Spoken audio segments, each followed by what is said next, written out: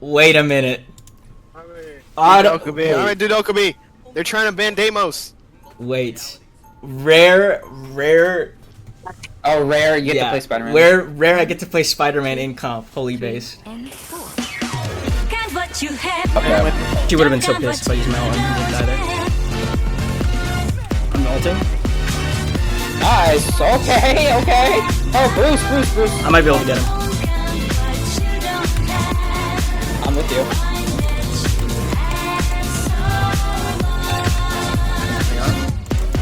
Maybe we get my meter here? Nice. Got him. Hack. Okay. Okay, we're ulting. Okay. I so ulted Spider-Man? Wait, I killed two? Wait, my Spider-Man's actually crazy from the... We're beating them on time at least. Yeah. Yes, this is what we are saying. Yeah, no straight 6. Nice. Oh, my scarab. Get it out! Panther's low again, by the way.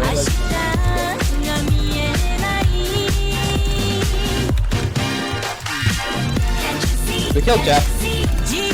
What?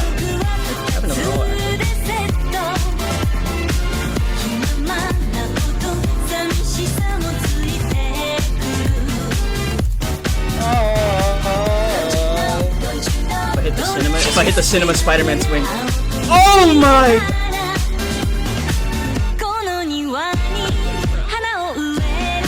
Bruh.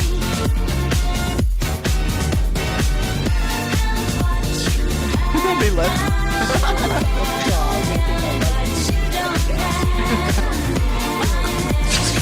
Hey, watch this whole video that I said. Go watch it.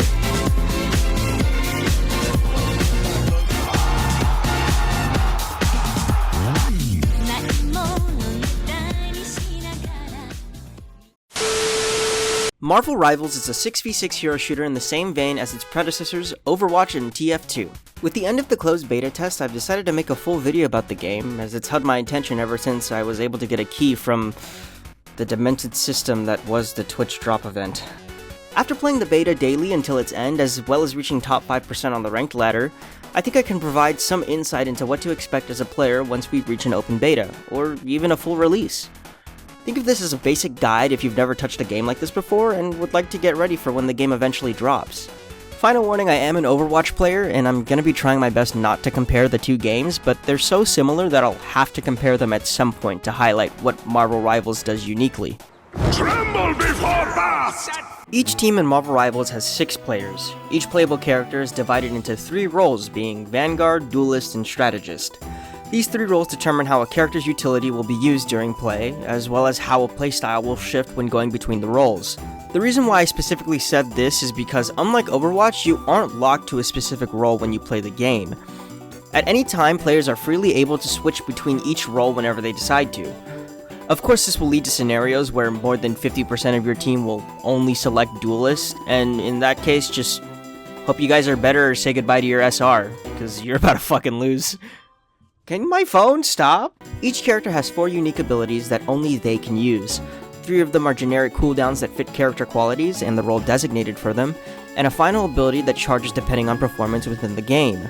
This ultimate ability is the strongest thing in their kit and is usually used in important engagements, either to start a fight itself or level the playing field when losing. By the eye of Agamotto! The Vanguard role encompasses all of the tank characters within the game. Their utility is based on either outright protecting teammates or protecting yourself so that you can take the most damage instead of the rest of your team. Most of the time you'll be the first person to initiate fights, as the utility and health pool provided to the tank allows you to stay in relatively dangerous positions way longer than any other character class. It's important to be aware of what space you can obtain for your team without getting you or your teammates killed in the process. Min-maxing the space you can get your team, as well as the condition of your teammates, is important to be successful in your role. The easiest way I can recommend this is by mirroring how your opponent tank plays and paying attention to where the most dangerous threats are in the game. Most duelists and support characters aren't going to be able to beat you in a 1v1, so your presence itself goes a long way in making sure your teammates stay safe. Remember to peel for your teammates when necessary and pay attention to where the enemy is playing. It'll dictate how you engage in specific scenarios. My top pick for this class is Magneto, and beginner-friendly picks are Doctor Strange and Venom. Don't mess with the amazing Spider-Man! The Duelist role is the conventional DPS role in most hero shooter games, being able to either do a lot of damage or eliminate other characters in a relatively short amount of time. Duelist utility either allows for more damage to be done, or to quickly reposition yourself to better engage opponents. Your utility is the most self-centered in the whole game, and you should definitely be playing around this idea. However, it's very easy to tunnel vision and forget that you are a part of a 6-man team. Despite being able to end teamfights in a few seconds, you're not invincible. You need to know when it's the best moment to use your cooldowns, the best times to play with your team, and the best times to know when to play for KD. All of this game knowledge comes from experience and playtime, so it's not like I can give you precise examples. Not only that, but DPS characters in this game have a lot more nuance in comparison to their tank and support counterparts.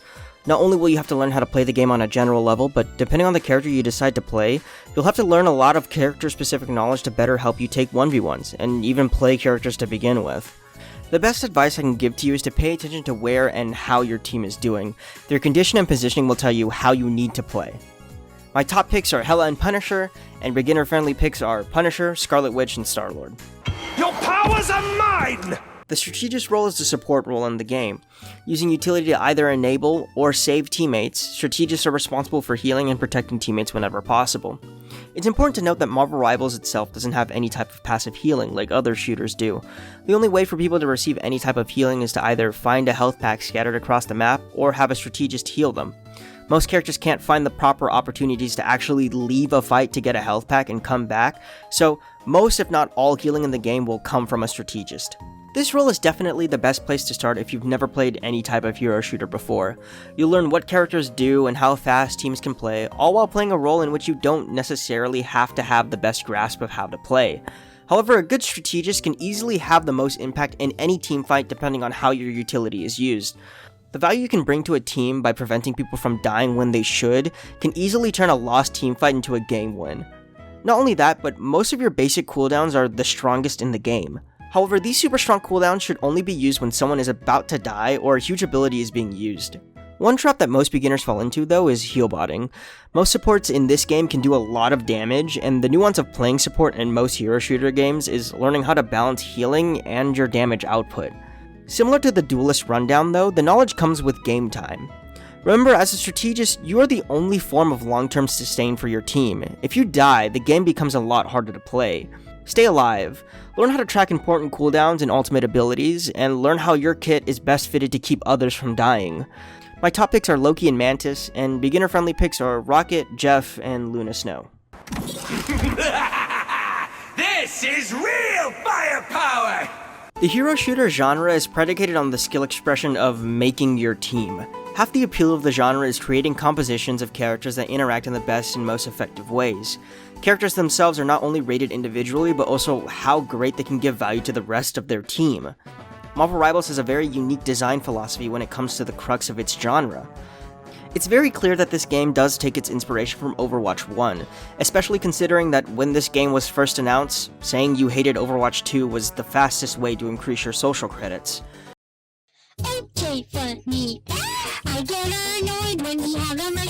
It completely implements the open queue 6v6 format that originally was present in Overwatch during its launch in 2016.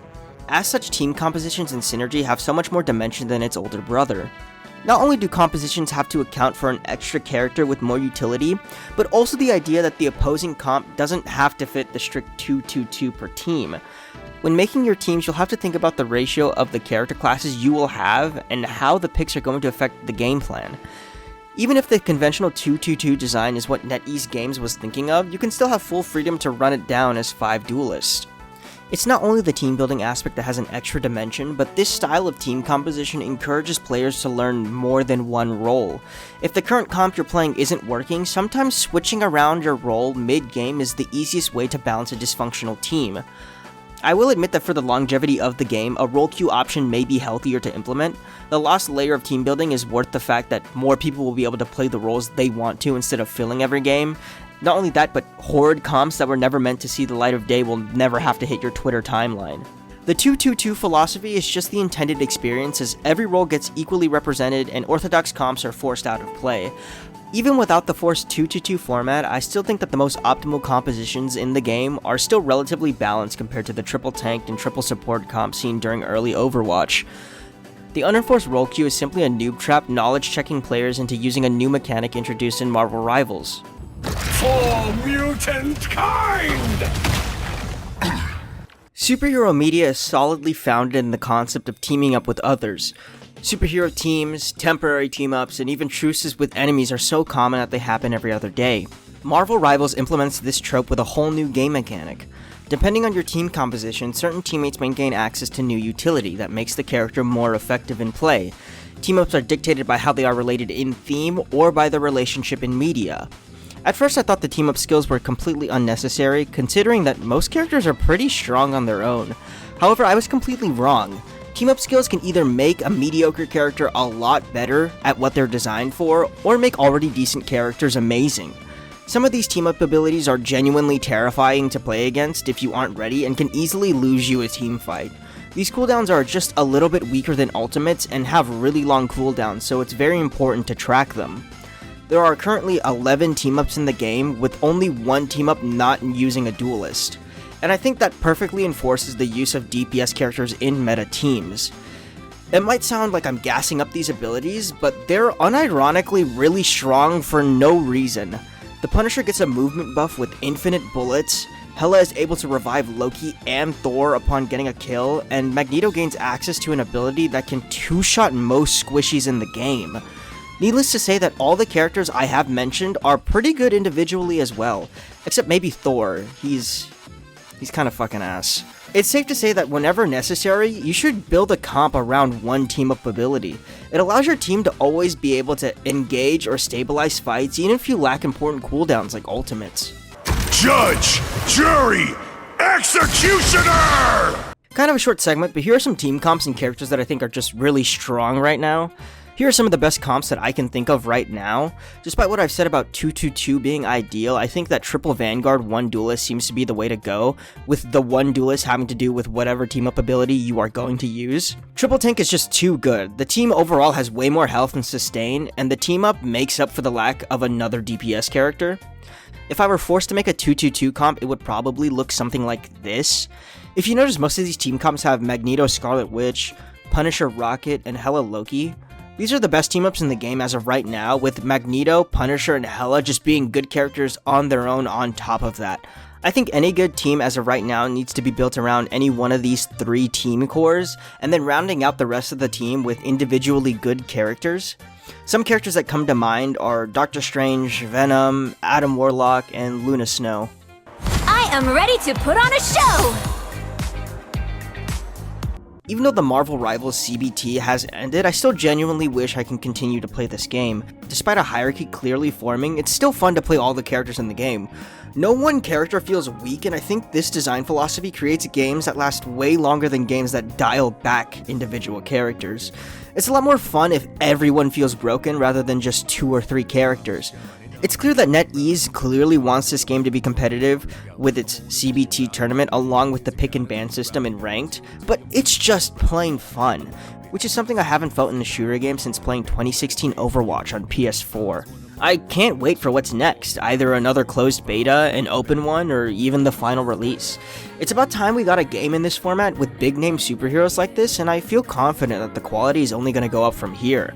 I've been waiting for a hero shooter to come out that uses large superhero IPs for so long, considering how iconic superheroes are in this era. It only makes sense that something like this would come around eventually. Finally, I can throw away this piece of shit game.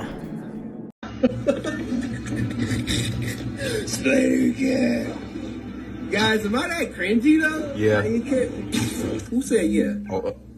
Who said?